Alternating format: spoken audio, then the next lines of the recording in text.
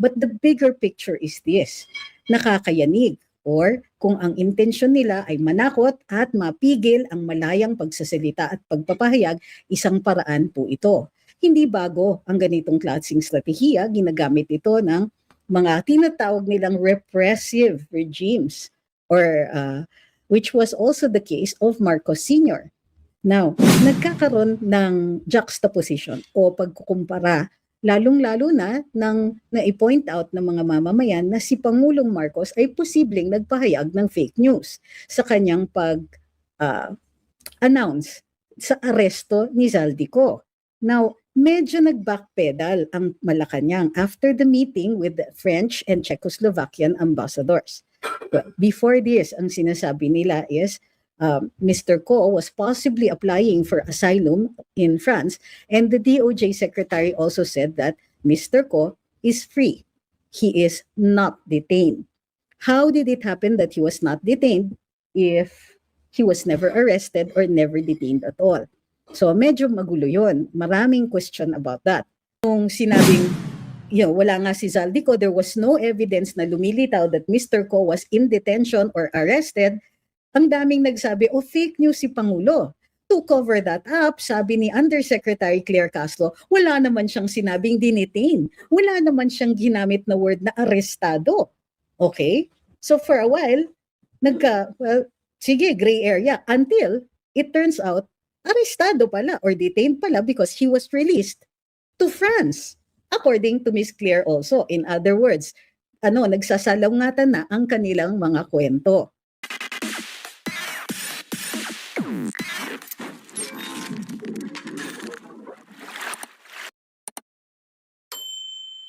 Ng hapon sa lahat ng nanonood dito sa Black App sa TikTok. Please take note, meron tayong very, very easy na gift goals today. Okay. Magandang hapon kay Jeng, kay Yen, Ma'am Malu, Lucky Sprite, LBJ, etc. Thank you very much for being here. Alam ko wala tayo sa hindi tayo sanay, hindi kayo sanay sa oras ngayon natin, at saka medyo parang ang putla ng mukha ko, parang ganon. Haha. Sandali, bakit nga ba ang putla ko? Anyway, yikes.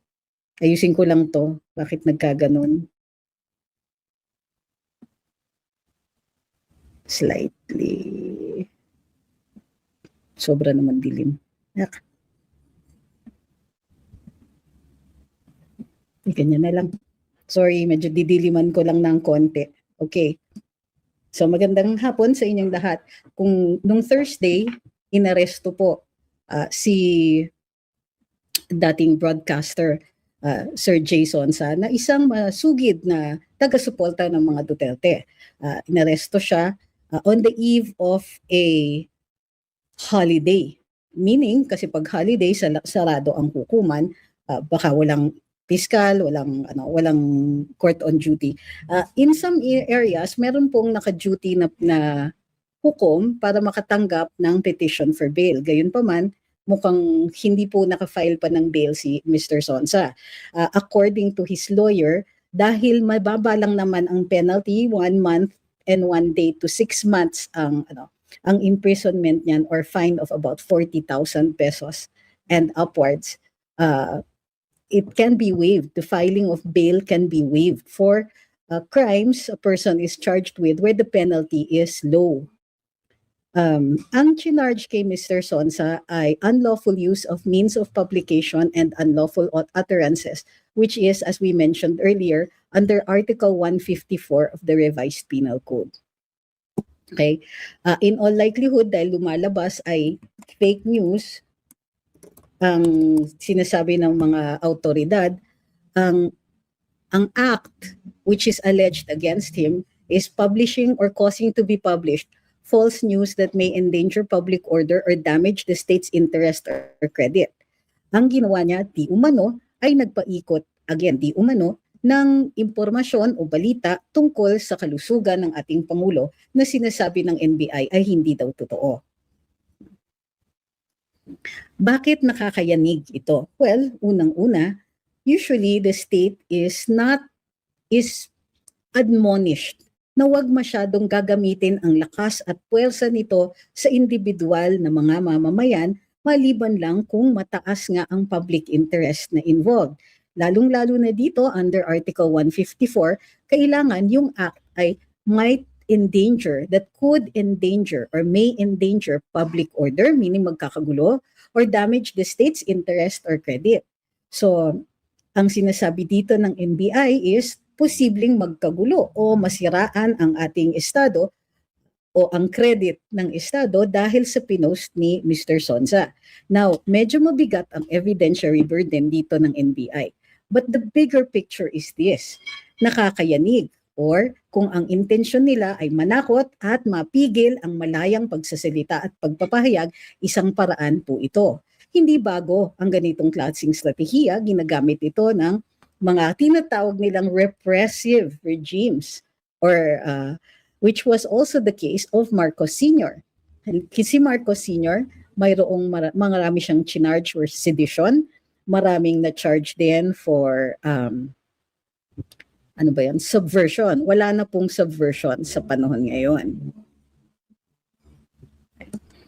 Now, among others, ang isa rin na tinitignan natin na repercussion nito, bukod sa, of course, nararamdaman natin may possible chilling effect ito sa atin, sa mga mamamayan at sa kalayaan natin magsalita at magpahayag, then it is hoped that the Supreme Court or the courts will see the danger not to public order but the danger to the individual rights. Now, nagkakaroon ng juxtaposition o pagkukumpara, lalong-lalo na nang na-point out ng mga mamamayan na si Pangulong Marcos ay posibleng nagpahayag ng fake news sa kanyang pag-announce sa aresto ni Zaldico. Now, medyo nag-backpedal ang Malacanang after the meeting with the French and Czechoslovakian ambassadors. Well, before this, ang sinasabi nila is Mr. Ko was possibly applying for asylum in France, and the DOJ secretary also said that Mr. Ko is free. He is not detained. How did it happen that he was not detained if he was never arrested or never detained at all? So medyo magulo yun. Maraming question about that. That is until recently nung miniting ni Pangulo yung dalawang ambassadors. Ang sabi ng Pangulo, disappointed siya sa failure to give information nung dalawang ambassadors. Lalong-lalo na ang French ambassador. Ang sabi ng French ambassador ay, we are not authorized to give that information. But wait, ano ba ang tinatanong ng Pangulo? Ayon kay Ante Claire, tinatanong ni Pangulo, bakit daw ni-release ng Czech Republic to France si Mr. Ko? Okay? So ulitin ko, ngayon, huli na naman ng Malacanang nung pinakawalan, nung sinabing, wala nga si Zaldico, there was no evidence na lumilitaw that Mr. Ko was in detention or arrested. Ang daming nagsabi, fake news si Pangulo. To cover that up, sabi ni Undersecretary Claire Castro, wala naman siyang sinabing dinitain. Wala naman siyang ginamit na word na arestado. Okay? So for a while, sige, gray area until it turns out arestado pala or detained pala because he was released to France according to Miss Claire also. In other words, nagsasalungatan na ang kanilang mga kwento. Again, this is another thing. With the president, of course, the president is immune from suit. Pero nire-require pa rin ng ating saligang batas ng transparency ang ating gobyerno. So, at it is normal and in fact not even a crime to call out the president when he is wrong. There is nothing wrong, nothing illegal, and yes, nothing fake when you call out the president pag siya mismo ay nagkamali at lalong-lalo na kapag hindi siya nag-apologize or hindi niya kinlaro. Ito yung problema kay Mr. President. Dalian niyang sinabing inaresto si Mr. Ko pero nung walang maipakita na Mr. Ko, sinabi na lang na wala naman sinabing arestado. After that, eto na nga, yung French ambassador saying we cannot reveal that kind of information, but it was the president himself who said, why did the Czech Republic release Mr. Ko to France? So, ayan na po. it is possible, hindi pa rin nagbabago yung aming teorya na most likely si Mr. Ko ay nag-apply ng asylum and doon siya mag-apply sa France because it is entirely possible na yun yung port of entry niya into the European Union. He does, after all, have property there. At ang ilang mga OFWs natin doon ay dati nang nagsabi sa atin na namataan siya or nakita siya doon for a short while. We were unable to verify that information, but in view of the fact na nasa France siya ngayon, that would still seem to make sense. Okay. So, what happens next for the Philippines with regard to Mr. Ko?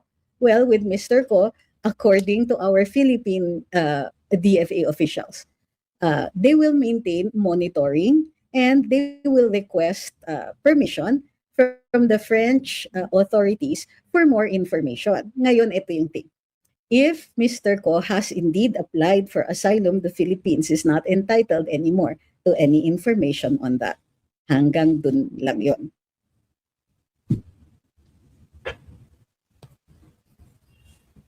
Okay. Hi kay Bokyo Chung, good afternoon. Hi kay Tolite. Kupal says, pag hinusgahan kita na adik ka, anong unang gagawin mo? Magpapa-drug test? Okay, so bago tayo magpatuloy, wag po kakalimutan, like, share, follow, and subscribe. At dun sa mga manunood or nanonood nito sa replay, magandang araw po sa inyong lahat.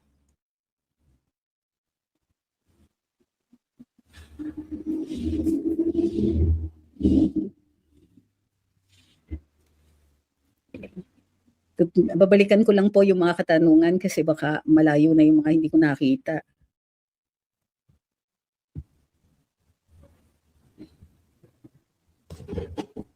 Magandang hapon kay Miss Green. Sabi ni Kad, okay lang po yan, mas marami pa po yung puti kong buhok sa EDSA ng time. Hindi po yung, well, may puting buhok naman talaga ako, pero ang pinoproblema ko yung pagkaputla ng mukha ko. Maraming salamat kay Kimwell.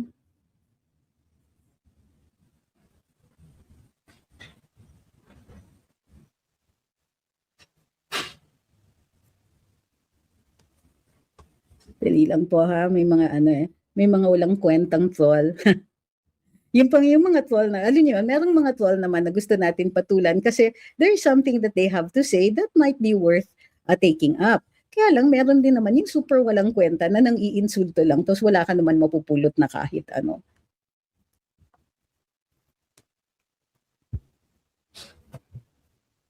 Okay. Sabi ni, nakakatawa, patulan ko yung isang troll. Sabi ng isang troll dito, si Luca, sabi niya, fake news ka. And the funny thing is, he made that particular comment at the start, meaning, nagmamagandang hapon pa lang ako, nagsasabi na siya ng fake news. O sige, ikaw na, hindi na maganda yung hapon. Sana masaya ka na nun. Okay?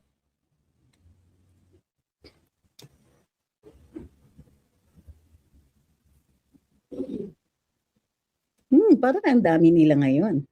Very, very interesting, no, guys? Hindi lang po.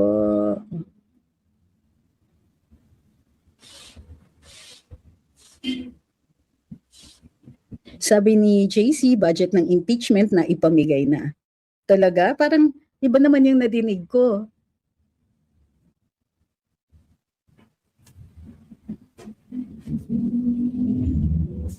Ilang. Okay, there you go. And ipapasalamat nga pala ako sa lahat ng nag-share. Ay, thank you, Sir Art.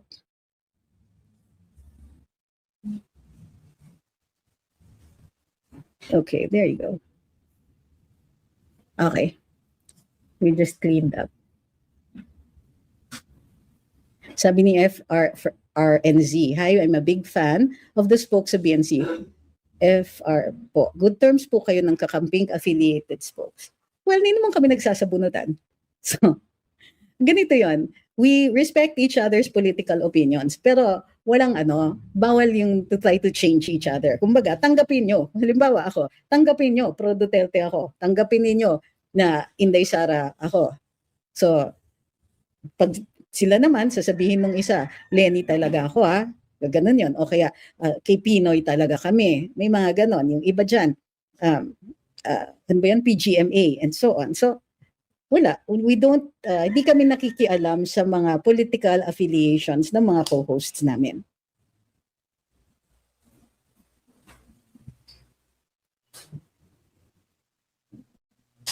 Sabi ni Matt, asylum, pag nanakaw ang kaso niya, pwede ba yon? That's actually a good question, Matt, ha? Ang asylum kasi is when you allege political persecution. Ngayon, the authorities granting asylum can inquire into why there is political persecution to begin with. So halimbawa, sabihin niya na yun nga, siya yung ginagawang fall guy, it's possible that he can still get it. Kasi tignan ninyo, doon naman sa mga NPA na nag-seek ng asylum, yung mga kaso nila, mas mabibigat. Murder, homicide, and other such crimes related to the rebellion. So, ang titignan dyan is the persecution. Pero, you're right, pwede rin maging bahagi ng pag-consider ng authorities na magnanakaw ito eh. So, meron din pong ganon. Yes, it could affect his application. Pero I think this is what he's looking at eh. Baka, at least the application will allow him to stay in other countries longer at bawal ang repatriation during the time na naka-apply yung kanyang asylum. So it might also be strategic.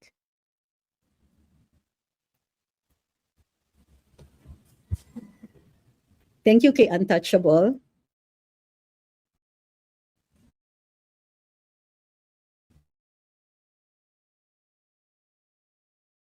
At dudes, ba't hindi kasi mag-public appearance si Lutang to prove na he's healthy as a bull? Sabi naman ni Jimmy, totoo naman may sakit siya.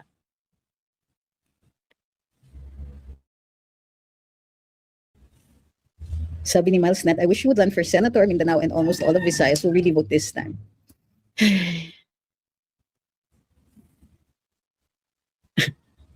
It's not that easy kasi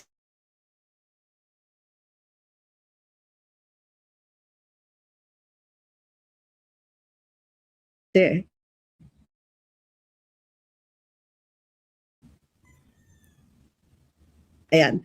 According to Attorney Mark Tolentino na ang warrant of arrest ni Mr. Sonsa na walang complainant daw po o nag-under oath sa kaso ni Sir J. Mali. Hindi po yun ang sinabi niya. Ang sinasabi ni Attorney Mark is there is no private complainant. Ang complainant ay ang NBI. Normally, kasi when the crime is personal in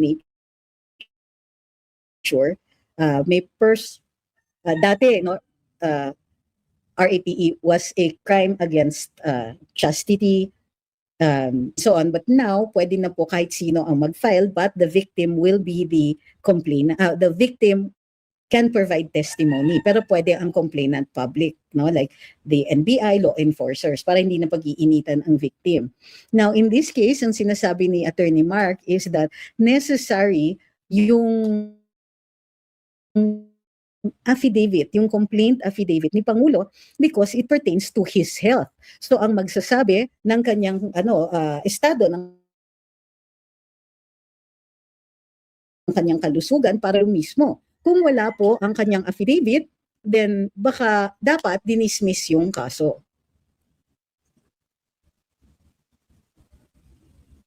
Sabi ni Ma'am Annabel, sobrang dami ng mga trolls as in mina-maximize talaga nila ang character assassination nila kay VP. However, I do hope that you can appreciate na napakamahal ng mga troll farms na yan. So minomonitor din po namin yan. And it appears na, hi kay Miss, andito si Miss Cathy. Kamustahin niyo naman si Miss Cathy? Hi, uy, loko-loko. Pa-autograph daw. Hindi kaya ikaw yung artistahin dyan? Ha, madam? Si Mamo ng bola pa aga-aga. So, yun. Yun ang sinasabi ni Attorney Mark. Tama naman, for me essential element or kung essential element yung tunay na estado ng kalusugan ng Pangulo, dapat may at least probable cause na nanggaling doon. Baka kaya nawala ng budget ang DICT, oo, ayan pa.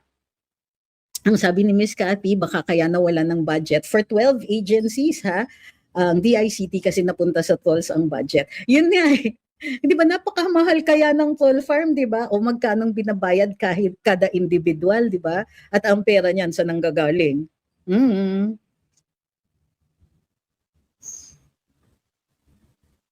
Delikado po ba i-share yung audio ni Matibag? Legit po ba yon? Baka ma-flag ang nag-share. Wag niyong i-share, don't download and share, but you can share from the source itself. So if it is publicly posted and you share it, dapat wala yang under our laws, okay lang yon. There is no criminal liability. But pagdating naman po doon sa sa mga platforms, then we have to look at the rules. Halimbawa sa Facebook, pag nag-share ka pero yung original ay allegedly fake, pati daw yung nag-share ay nakaapektuhan.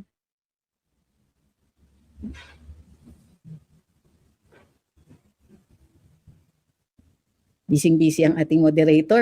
Mukhang maraming dumadagsa. Sabi ni Venerando, di ba tayo ang taong bayan pumili ng presidente para mag-control sa bansa? Ano mangyari ngayon? What do you mean mag-control sa bansa? He's asked to lead. Now, he is the head of the executive and therefore, also the head of all law enforcement in the country. So, yun bang ibig sabihin mo ng control?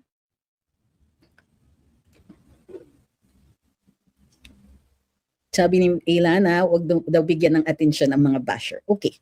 Sabi ni Joy B, isa lang masasabi ko, ginagawa nila tayong mga TANGA. I don't understand the system anymore. Actually nga, dito, hindi nga dapat inaresto si Mr. Sonza in such a manner na mapaprevent siya from easily filing for bail. So, meron po talagang rule na hindi pwede sa pag-weekend unless mataas ang probability na siya po ay tumakas. So, it is the burden of the NBI to prove na hindi na nila kayang ipaubaya. Doon pa mismo naman sa mga news reports nakalagay na nag-conduct ng surveillance activities muna ang NBI bago nila hinuli si Mr. Sonza. Which means, di ba, they will have to explain, bakit kinailangan ninyo? Namataan nyo na pala, alam nyo kung saan siya nagsistay. Sabi ni Christy po, blush on lang daw ang katapat. Pasensya na, bagong gising. Hindi naman bagong gising, hindi ito woke up like this pero walang kaano-ano sa woke up. Hi, Kay Tarugos.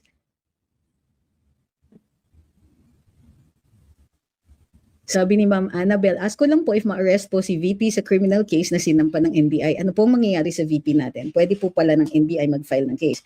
Hindi po ba dapat si Marcos mismo mag-file? Kailangan si Mr. Marcos ay mag-provide ng, well, hindi. Kasi pwedeng ang grave threats ay hindi nangangailangan ng private complainant. Ang libel kailangan. Ewan ko sa Article 154 kasi estado ang pinag-uusapan.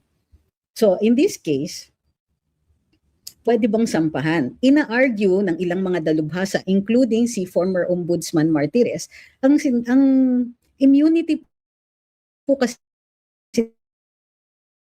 ng Pangulo hindi nakalagay. Pero ang Korte Suprema ang nag-determine yan. Ngayon, wala pang determination by the Supreme Court pagdating sa immunity, if any, ng ating vice-presidente. The presumption is wala, kasi nga walang kaso, walang Supreme Court decision, at tahimik po ang ating saligang batas. Gayunpaman, we should treat the Vice President similar to the way we treat the President. So mag-file na lang ang normal course to play safe ay mag-file ng criminal cases kapag natanggal na siya bilang Vice President. If ever mangyari yon. If not, then nakakasagabal tayo sa or nakakaantala tayo sa gawain ng Vice President.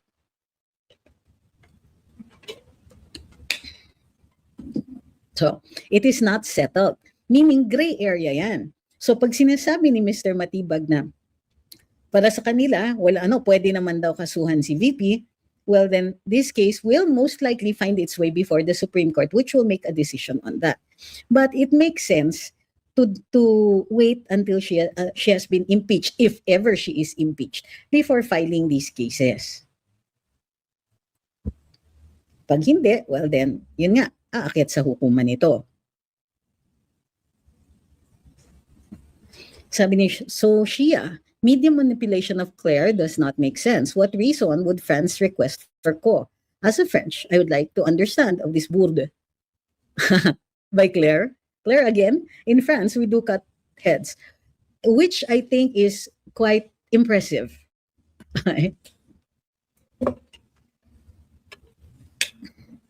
Sabi ni Miss Mel, pwede na pala NBI mag-file ng kaso? Yes po, pwede po. As a law enforcement agency, opo, pwede po talaga.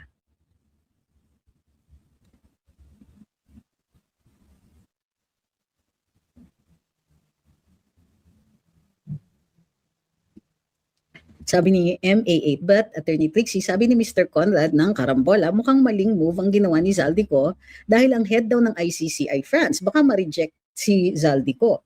The ICC and the is not the enforcer of the International Convention on Refugees. So, hindi po sila ang enforcer nun, and the violation of that convention does not fall under crimes against humanity, etc., that is under the jurisdiction of the ICC.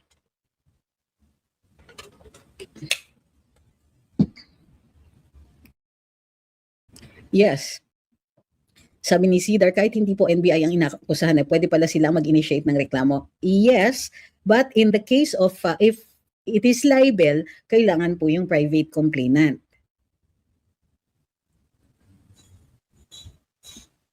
Sabi ni kwento ni Inday, parang asylum ng mga magiging scapegoat ng mga politikong nagnakaw sa bayan. Sasabihin, persecuted sila ni VP pag maging presidente na. Malamang si Trillanes will take the path of Zaldico. Well, that would be a good thing. Yeah, you're saying it like it's a bad thing. Bailable ba daw, sabi ni Boy, ang case ni Sonza? Yes, it is.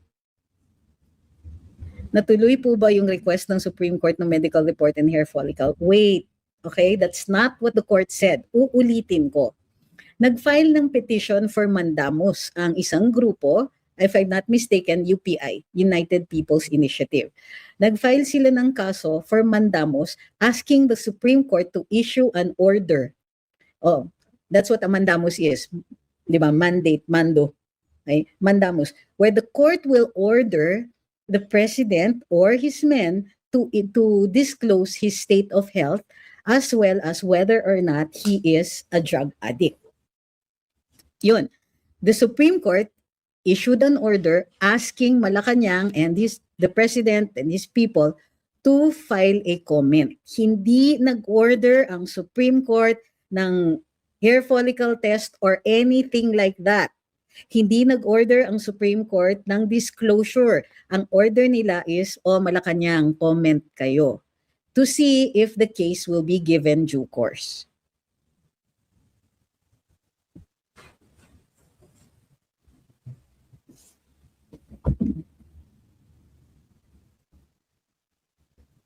Good afternoon, Chris. Sabi ni Miss Cathy, tama attorney, also dapat malaman natin sino yung victim na tinakot at kung nag-file na ba ng kaso at dapat lumitaw siya. Isa pa yan. Di ba? Disclosure. Sabi ni Liu King, di ba po may Data Privacy Act? Paano po kung may nagbibigay ng personal info sa ibang tao para siraan? Then you can file a case for the violation of the Data Privacy Act.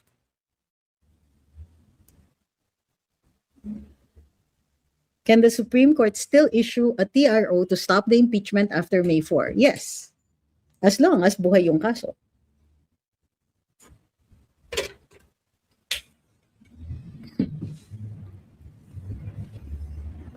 Instead, ang presidente ang ba't nawala? Sandali. Maghain ng kaso kay VP, NBI yung nag-file at hindi sa Manila kundi sa Pasay. Well, it depends. Kasi kung libel yan, it should be in the residence or in the case of the NBI where their office is located. So yun. Pero dito, it isn't clear yet kasi yung statement ni Attorney Mark, kung di po ako nagkakamali, was issued at the time na ang belief niya is libel yung final na kaso. So since ang final is violation ng Article 154, NBI is actually the correct agency.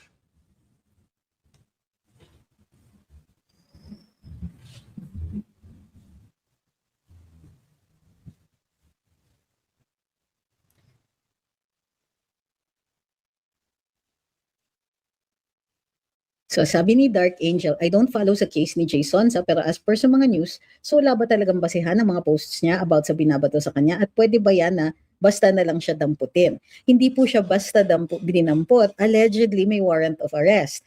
Now, the question is, was he given a notice during the time na nagko-conduct ng preliminary investigation? So that will be a matter that Mr. Sonsa can bring up before the court to say that the court might not have jurisdiction yet dahil nga wala siyang notice doon sa sa probable court cause hearing.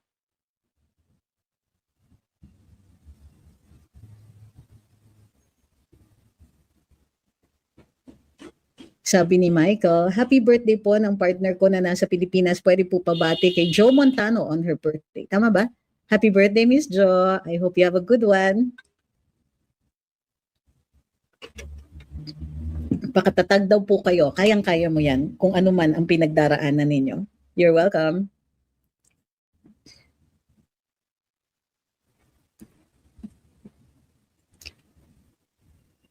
Sabi ni Feel Good, the Spokes Talk Show is such a great one. More power. I strongly encourage you to to comment in the comment section. Then parati kaming dinadagsa ng mga DDH doon. Well, hindi naman parati. Natatalo pa rin sila sa mga DDS. No. Sabi ni Peter Parker, isn't it the DOJ that can file the cases? No, because the DOJ in the DOJ is the National Prosecutorial Service. That's where you file the case, not the person filing the case.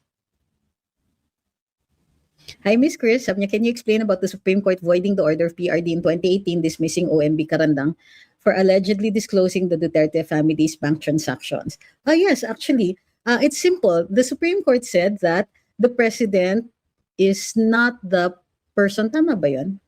Teka, double check ko lang.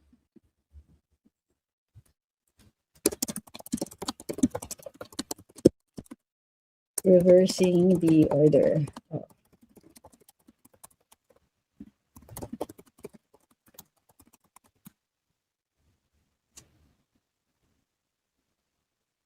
Iyon. Tama. I was right. Okay, so the Supreme Court reversed the decision of the president dismissing the deputy ombudsman.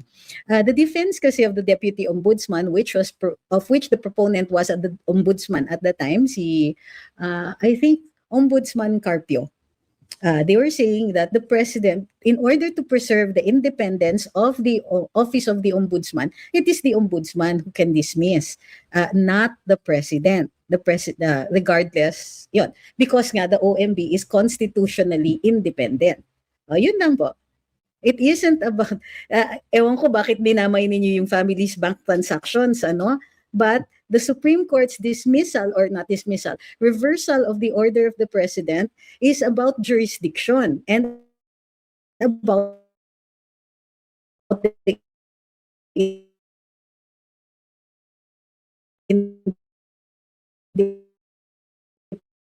independence of the OMB, not about whether or not there was grave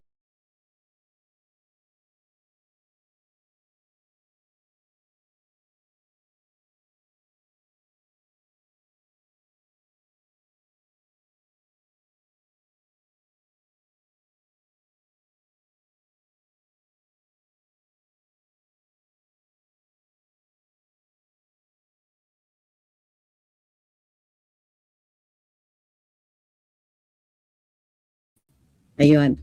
I'm sorry for medyo mabagal yung internet. So, naintindihan niyo po ba?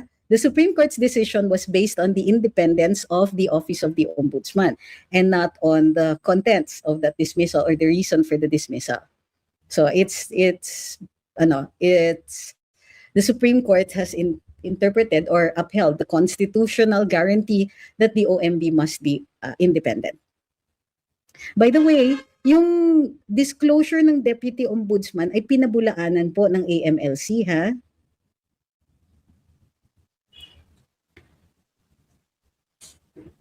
Why was Kong Pulong's libel case versus Trillanes moved to Mandaluyong? Sabi ni Ma'am Christine.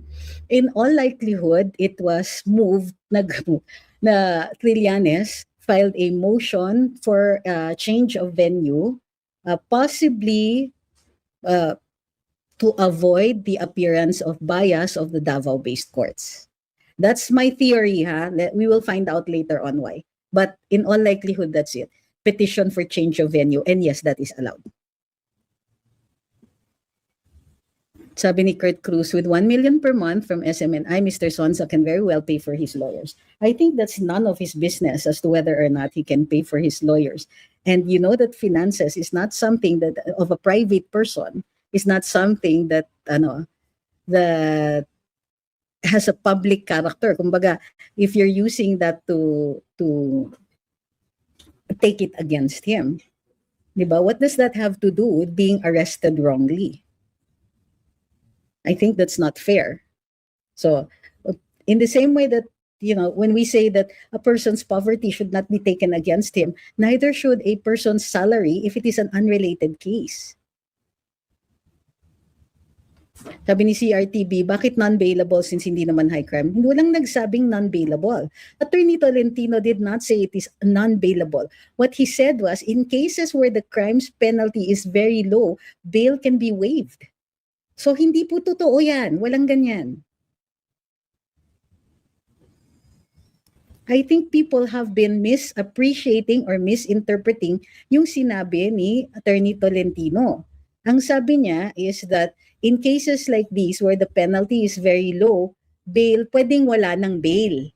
So some person might have said na non-bailable, but that's not true.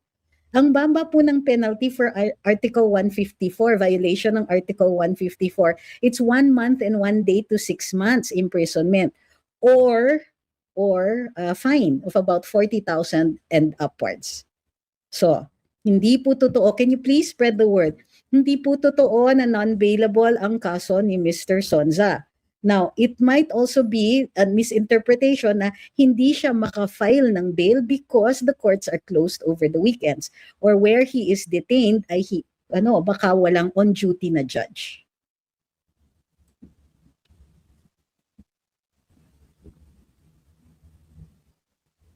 So ang daming nagtatanong bakit walang piyansa? Uulitin ko, meron po. Bailable po yan. Basahin niyo po ang Article 154 ng Revised Penal Code. Po ang penalty niyan. So ang sinasabi is pwedeng ang i-waive ang bail. Pwedeng recognizance. Pwedeng sabihan lang siya. Yun ang sinasabi ni Attorney Mark. But if I'm not mistaken, he may have been pertaining to libel, not to 154. At any rate, ang 154, mababa ang penalty din.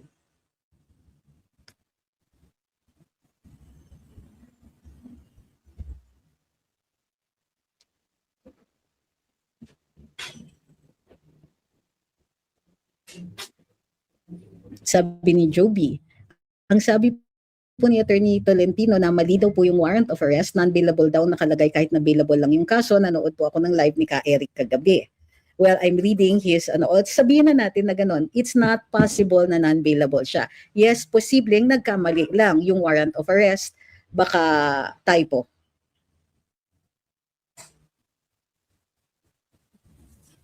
Uy, bakit binlock si Kurt Cruz? Hindi naman masama yung yung kumbaga medyo lang, strange lang yung comment na he takes Mr. Sonza's salary against him or consultancy fee against him. Sabi ni Fushumang, kung pakanani V na mag-fake news sa sakit niya, hindi malabo na si Sonza ay smokescreen din para mawala ng usapan kay Zaldi. Ayan na naman kayo. Distraction na naman. Grabe naman. Lahat na lang ba distraction? Pati yung mga distractions ginagawa, yung kumbaga yung talagang intention, ginagawa ninyong distraction strategy lang.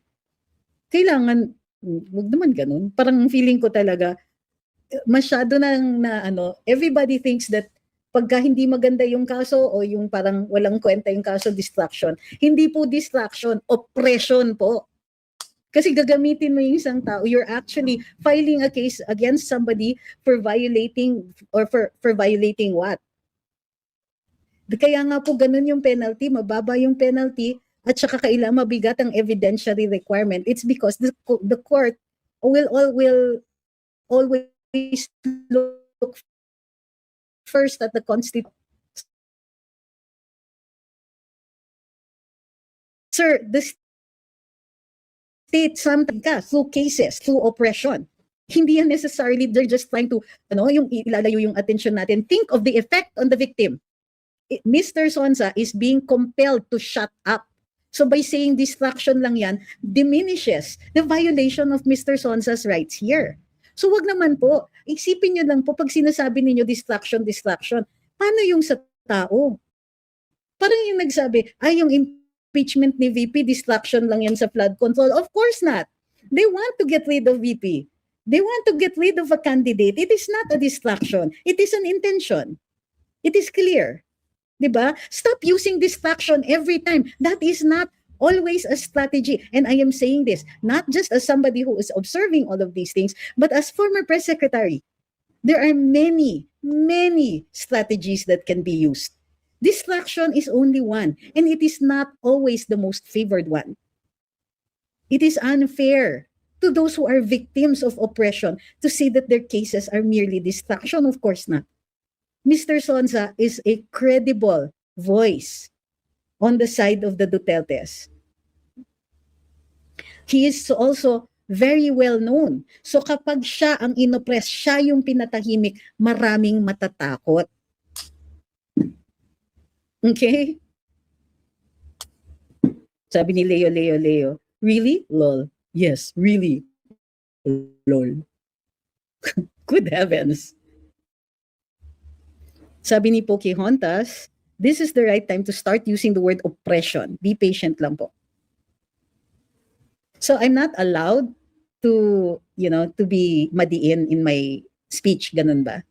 That I have to be patient, hindi pwede kasi. Your interpretation of my passionate speech is that I have lost patience? Is that it?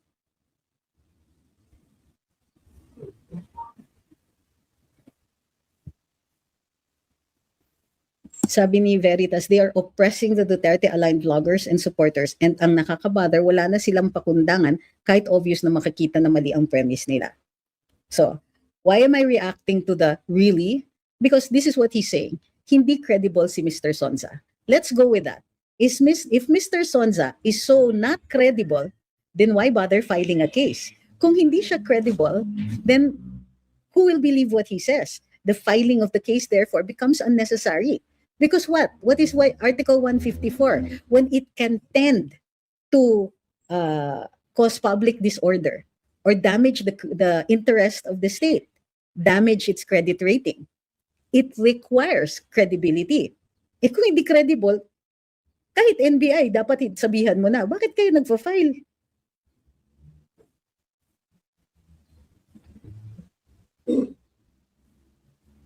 Sabi ni Medel Flores, are you afraid that you could be the next one to Sonza? No. Kinasuhan na rin naman ako, nauna pa ako. So why should I be afraid? Because it's a case. In a case, you have an opportunity to defend yourself. So, diba?